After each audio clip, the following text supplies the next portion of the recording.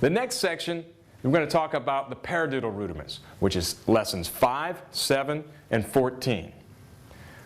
I'm going to talk about all the paradiddle rudiments at once in this section, but you should still play the lessons in sequence as you're going through the book. Lesson 5, the backing tracks for lesson 5, we use samba music from Brazil. And in samba music, we use this snare drum. It's marching, this is a marching snare in Brazil. It's called a malacacheta, or caixa, which is actually a smaller drum. And there's a few things that are different. Number one, you notice that the snares are on the top, and this is the correct way to play it, is actually play on this head with the snares. And their grips are a little different than ours, if you may have noticed that as well. And just so you know, there's different ways to play different drums and different styles.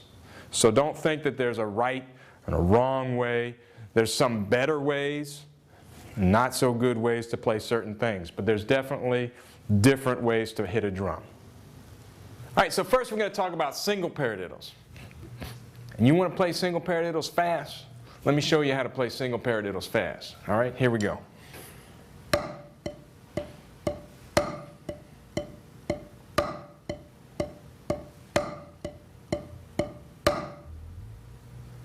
All right, so you may say, Dr. Throwdown, that was not fast. Well, what I'm telling you is in order to play fast, you have to play slow correctly.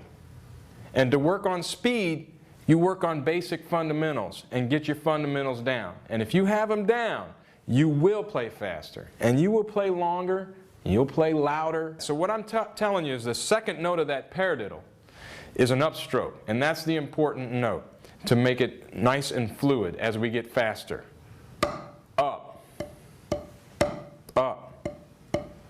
All right, so if we break the paradiddle down, we have a controlled stroke, upstroke, and then 2 taps. Controlled stroke, upstroke, tap, tap. Controlled, up, tap, tap. All right, so as I play faster,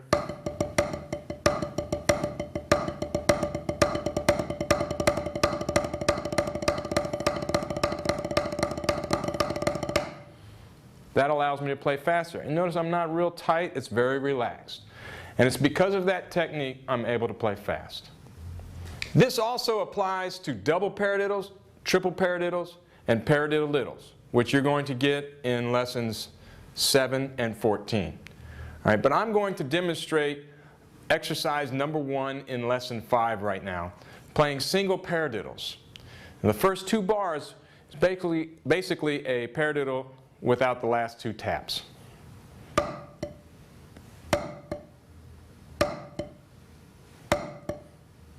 Then I add the next 2 taps. All right, so let's try that with a track. We're going to play this exercise at tempo 3.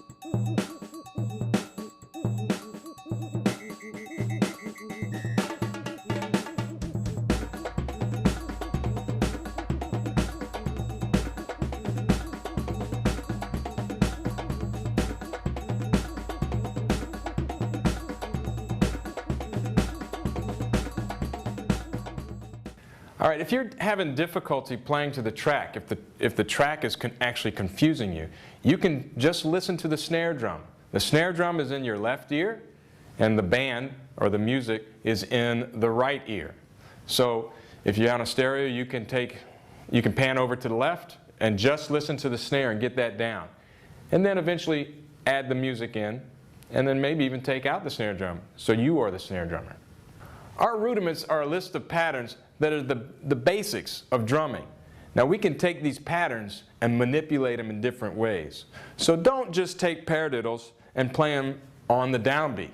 We can move the accent around, we can change the sticking up to move the diddle around. all sorts of different ways. We can play it in different time signatures, in 3 against 4, which we're going to do a little bit now. So if you take a look at exercise number 4, there's several different stickings you can use. It's still a basic paradiddle, but we're going to change it up a little. With exercise number 5, we're in 12/8, so it's a triple meter. Now a paradiddle is a duple rudiment, but we're going to put this in a triple meter. It's really not that difficult. It sounds difficult, but we're going to make it easy. So once again, I'm going to demonstrate exercise number 5 at tempo 3, and then you start it out on tempo 1, but listen to it. Get it down, and then play with the track.